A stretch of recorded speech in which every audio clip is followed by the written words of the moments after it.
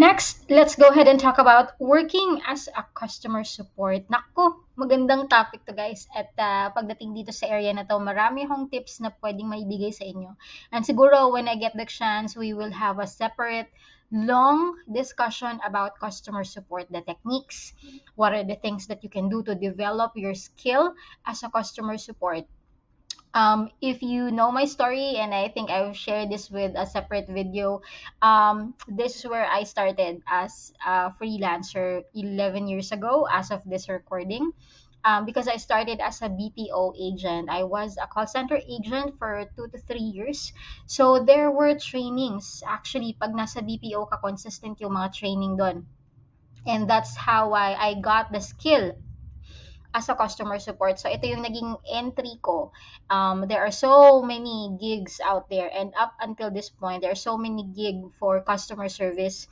At mas dumadami pa nga dahil a lot of clients are now being introduced to work from home, and they know that they can get cheaper budget kapag ka freelancers yung kinuha nila compared to an entire call center business in the Philippines or probably in India, because they need to really pay HR, they need to pay the electricity and janitorial services and all that overhead as a business entity. But when you hire a freelancer, you are only paying the freelancer on the hourly basis. That's why mas nakakatipid sila, and practicality wise, that's why they go to freelancers and work from home professionals. Okay, so don't worry about this.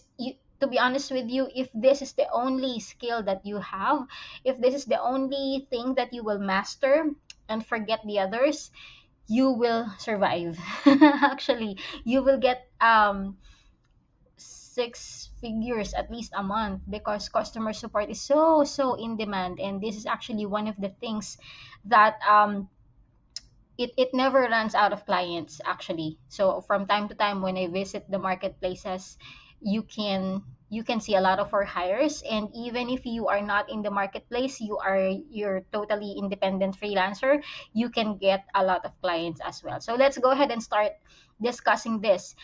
This task is something that involves managing various customer issues, transactions that can be related to billing, collection support, client inquiries, product support, or inbound sales.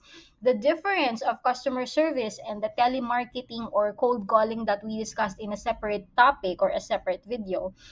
Um, Customer support is easier because the clients of your client already know the business. Okay, so usually inbound to, that they are calling in to inquire about their product.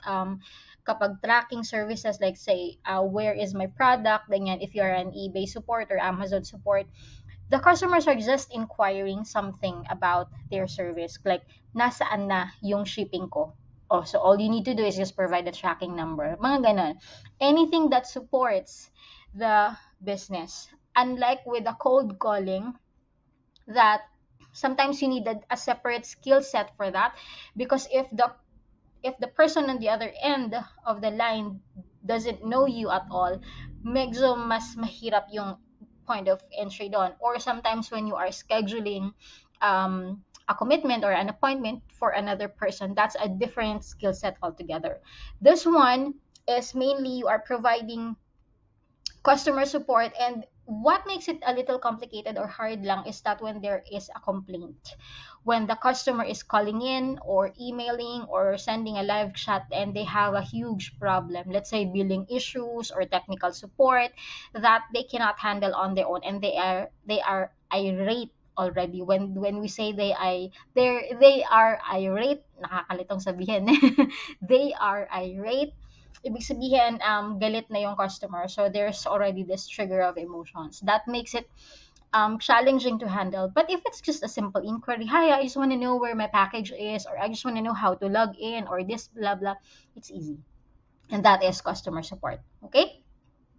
Now, your general responsibility as a customer support could include answering phone calls and emails, responding to customer questions or the complaints that they have, walkthrough of basic troubleshooting or setup processes.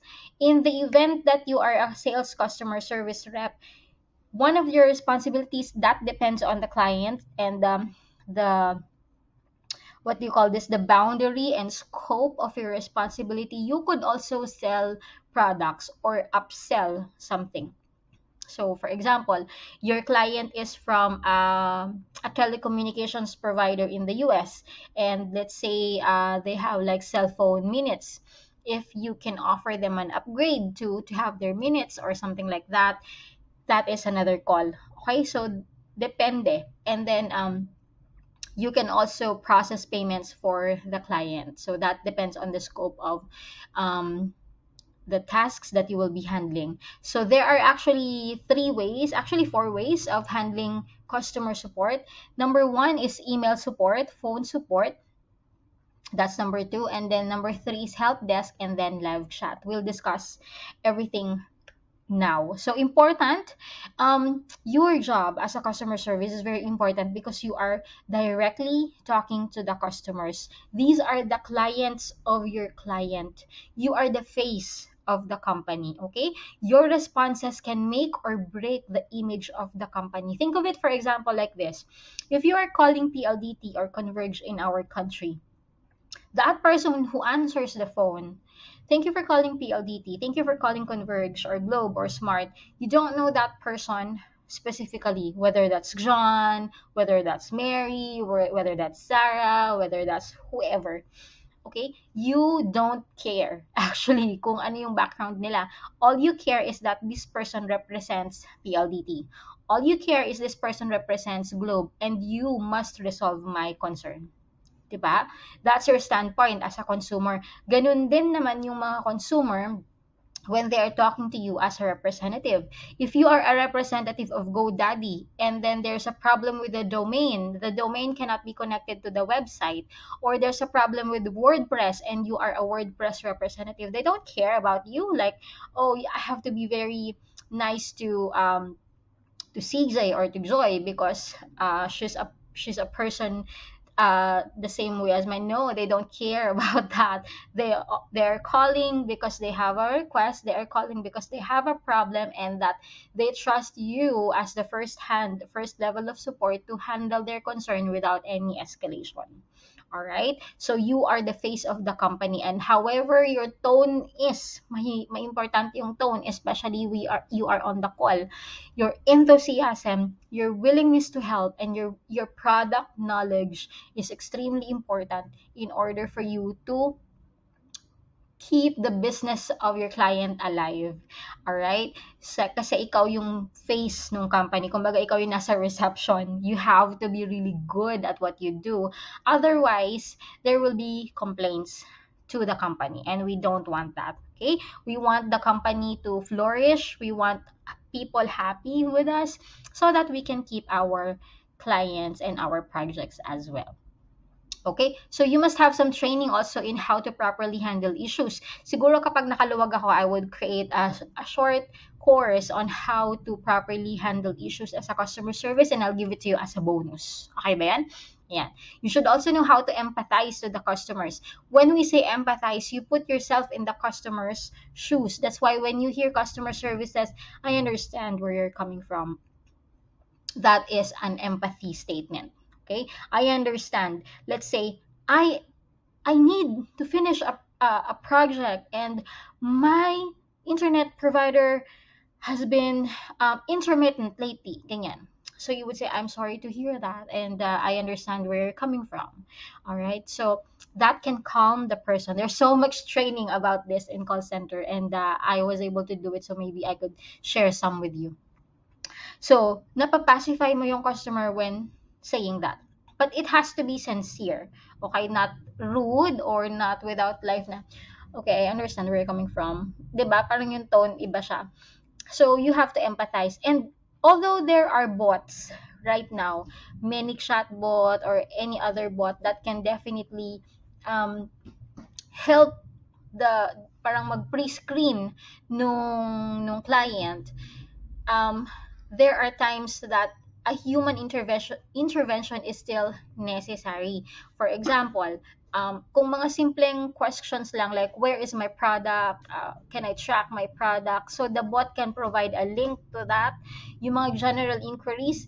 Pero kahit may AI na or kahit may mga robots na, I still believe that people will still have customer support, especially if the concern is really complicated, because you need the emotion of the person. That's why meron pa ring mga BPO ngayon kahit may mga bots na, because somebody really wants to talk to another person, 'di ba? Pero minsan sa mga prompt, press 1 to hear your balance, press 2 to get additional product, press 3 to find the technical support, keme-keme, and then press 4 to speak to an agent.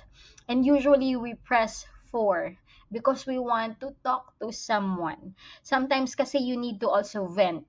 Sometimes you need to have someone to connect to. So that's why we always ask a person to talk to. And that is your job. That is crucial. Your product knowledge, your empathy, and the way you train yourself in talking to the customer is very important. And that is a high valuable skill that you can get and you can charge a lot of money for. Okay? Now, let's go to email or help support. Help desk. So the client usually provides the software or CRM that you will use to handle tickets. CRM can also be used on email or phone calls. So for the email, some of the popular ones, this is not limited to these one, but the popular ones are these: Zendesk, Zoho, Help Scout, and Freshdesk. Now, if you would like to have an edge or in advance, study these tools. So una, siguro try mo muna yung Zendesk. I tried Zendesk, Soho, and Freshdesk. So um, these are ticketing tools. I'm gonna show you an example later on. So maybe you can find in YouTube how to use Zendesk. They have free trial. So you can just go ahead and play around with it. Para at least when you send an application to the client, you would say, I have an experience with Zendesk. You may not be an expert, but you are familiar with it. And the clients are more than okay to consider that you have an edge. And remember that once you already have the client, once they hired you and you already experienced using the Zendesk, then may experience ka na on the badge, like under your belt, di ba? So the next time that you will have another client, you already know what to do. Ganun lang naman yun eh, right? So watch some basic YouTube videos on that. Even also in phone calls, they will provide you some parang Ring Central or mga iba pang CRM that they are already using. So the customers will be providing, I mean, the client will be giving you that. Make sure lang the specs are okay. So for example, hindi masyadong mabigat sa computer mo. Because I remember one time, the client gave me a CRM. Tapos, when I was starting, kasi hindi naman powerful yung mga computer ko, no, nanghihiram lang din ako ng laptop. Tapos, hindi kinaya. So, ang nangyari, naglalag. Ganyan. So, I had to end the contract kasi hindi kaya nung computer ko. So, ganun. May mga ganyan akong experience dati. So, make sure that you have enough storage ba yan or memory in your laptop or computer that can handle the CRM of your client. So always ask them ano yung mga requirements nila and see if it will match. Okay? Some of the examples of the CRM are like this. Parang ganito siya, yung ticketing system. So let's look at this one. Gmail is okay. Pagka hindi masyadong, so the client can give you their Gmail account. They can add you as an admin or they can give you their password. Ganyan. You can handle emails from Gmail account. There are others naman who will be giving you a tool like this, especially if they're dealing with multiple agents, like malaki talaga yung company, for example, and they have like hundreds of agents or kasama ka doon, no, na-hire ka nila. It has to be a system na wherein people can log in and they can track who was the last person who answered this email. Ayan, updated when, assigned to whom, anong channel, saan. So, sa Facebook siya nag-inquire, sa email, sa Twitter, Messenger, ganyan. Okay? And then you can also create a new ticket here. That means that you will be doing like an outbound email, or like you will be sending an email to the client. Remember, outbound is you going out and sending an email or calling the customer. Inbound is when you receive the call or the email. Okay? Now, this is another example. You can see when was the last touch nung conversation. Ayan. So these are some CRM. Another one, you can see here that in this Spiceworks, this is a help desk system, and then this is the email. So you can log your notes. You can close the ticket once it's already resolved. You can also tag the ticket if it's high priority, like very crucial yung request ni customer, or medium lang, or very low priority. Hindi naman masyadong kailangan. Well, kailangan, pero in terms of ranking, kung ano yung pinaka-urgent na request, you can try that. Okay? Tagging, kumbaga. So this is one example of an Upwork hiring, so a marketplace. This client is looking for tier 1 email and chat support agent. Look at this one. The client is currently using Zendesk. So like I said, medyo kung gusto mo magpabibo, dapat you are familiar with the tool. So habang walang ginagawa, try to find some YouTube materials relating to Zendesk, or go to their website. The client is willing to pay $5 to $10 an hour, and willing to pay on an expert level freelancers. Another tool is a Freshdesk naman, and the customer or the client would require for you to know Freshdesk, WooCommerce, or Shopify, and also AliExpress. Ayan. So these are for drop shipping stores. So normally, the client will be providing you some of the terms or software that you need to know. So take a look at some of the advanced job postings in any marketplaces, and then look for the ano ba yung common na nakikita mo doon, and then you log them, and then you study them. Okay? Next is live chat support. Ang ibig sabihin ng live chat, you are providing real-time support to your customers. Ibig sabihin, nandun ka, nag-chat ka habang nandun sila. Okay? So this is an example of a GoDaddy website. There are websites na makakakita ka ng live chat. Okay? So when you click this one, so chat now, like a representative is available to answer your call, or to answer your question. So it can be connected to WhatsApp or Messenger, ganyan. So click on chat now, and then lalabas to. Diba? So initially, there could be a bot muna to pre-screen the question, and then kapag hindi na kaya, then a live representative can assist. Diba minsan nakalagay doon, talk to agent. Ganyan. So when the customer clicks that, talk to agent, or talk to a person, talk to a human being, mga ganyan, then you come in. So magpa-prompt sa'yo yon na merong pumapasok na chat. So that there is another person, live person on the other end. Alright, so some of the tools that you can use are live chat, intercom, drift. Okay, you can also answer Facebook Messenger or Instagram. The client can provide you the login for their social media account, so that can also be done. Some of the general tips that I can provide you in handling any type of support is, number one, very important, use proper and professional grammar when talking to the clients. It has to be professional. Don't talk to them that like they are your friends, okay? So let's say, don't say yeah, yep, di ba parang ganyan? Mga ganyan. Don't say that. You say yes.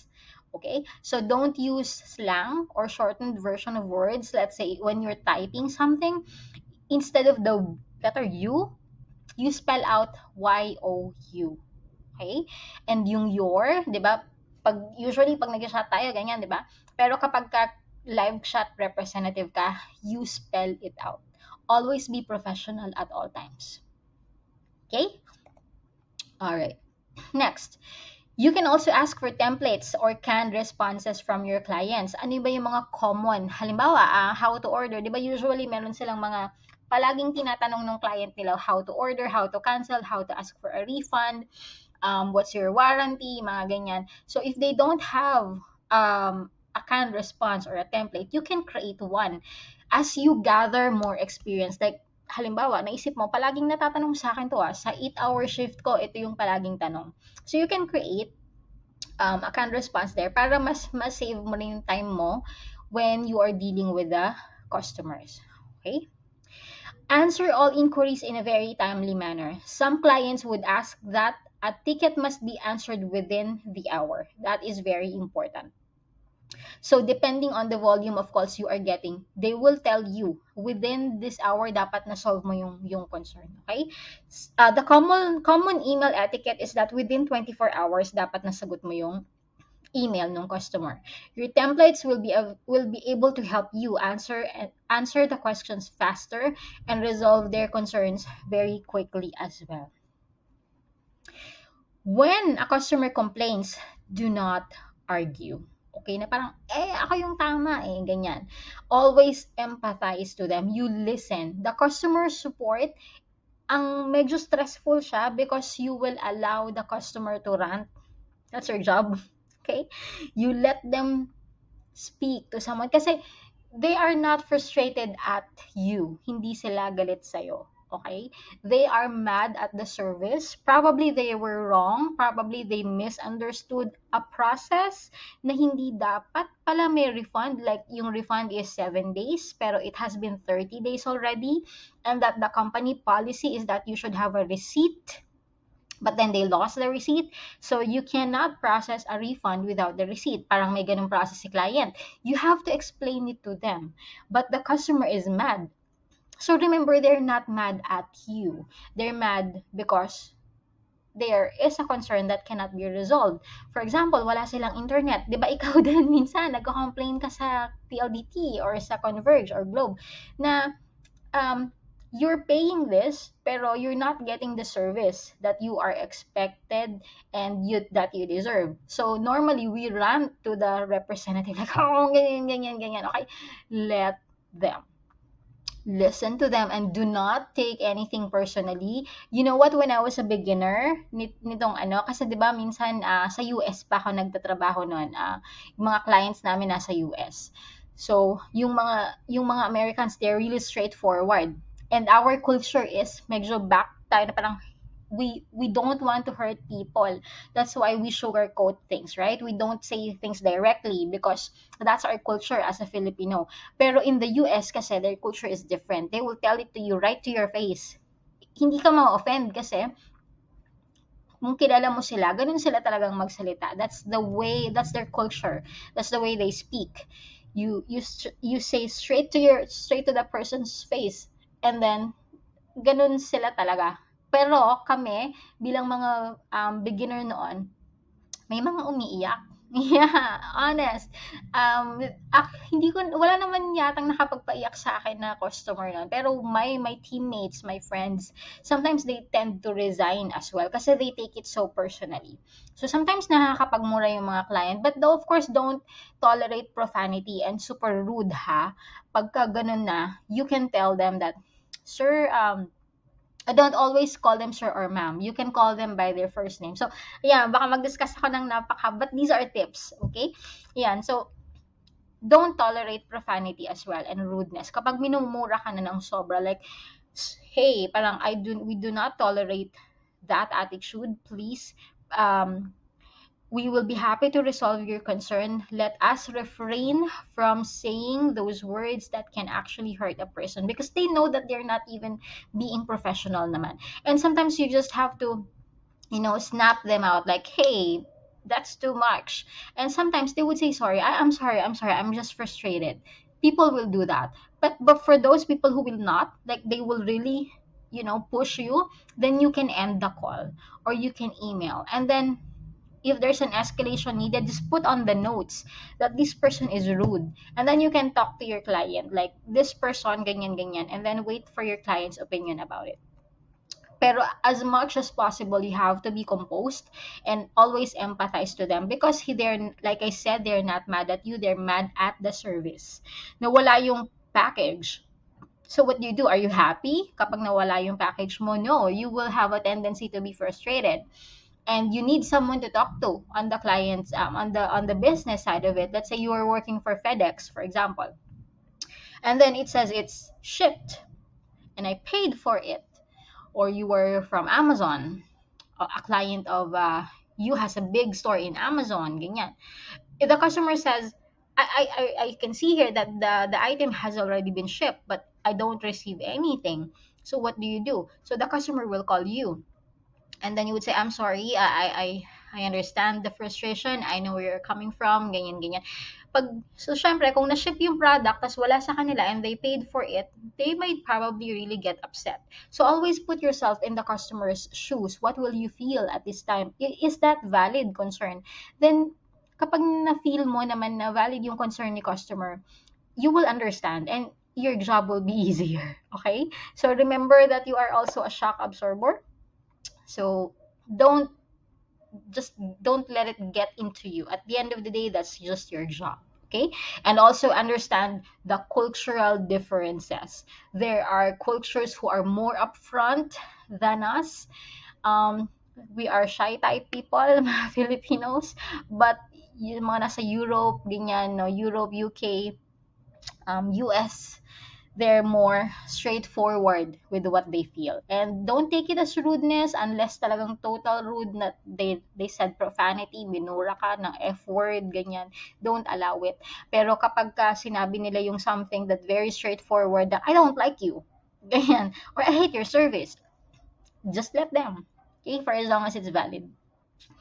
Educate your customer by giving correct instructions politely. Never be rude and talk back to your customer. Like when they say, F you too. Ganyan. You don't do that, okay? Ayan. So, tolerate them as much as possible and put a barrier hanggang dito ka lang pwedeng mag-rant. Okay? Even in email kasi, 'di ba? Even if they're not talking to you on a phone, but email support, minsan yung tone, yun yung energy, nababasa mo rin naman, 'di ba? I am so frustrated about your service, blah blah blah. So you read that with the tone in your head. So that can also be a source of stress for you. So respond in a very professional manner at all times. Treat them on the same manner you wanted to be treated. Okay, so those are my golden wisdom that I can share with you. I understand your frustration. Let me see what I can do. These are very powerful lines that when you say to the customer, tatahimik sila because they know that someone is already taking care of them. All right. Is it cool? Do you like to be a customer service or customer support?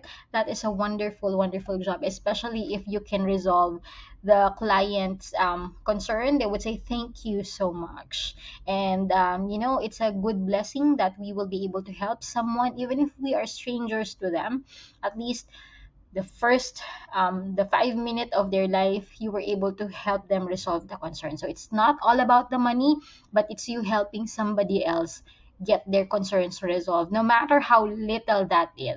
No matter how like, oh, nagbigay lang naman ako ng tracking number, coach, wala naman yun masyadong effect. You don't know that, di ba? Sometimes yun lang yung makakapagpa-calm sa kanila and you made someone smile today. So welcome to the customer service world, and I'm sure you'll be very good at it. See you on the next video.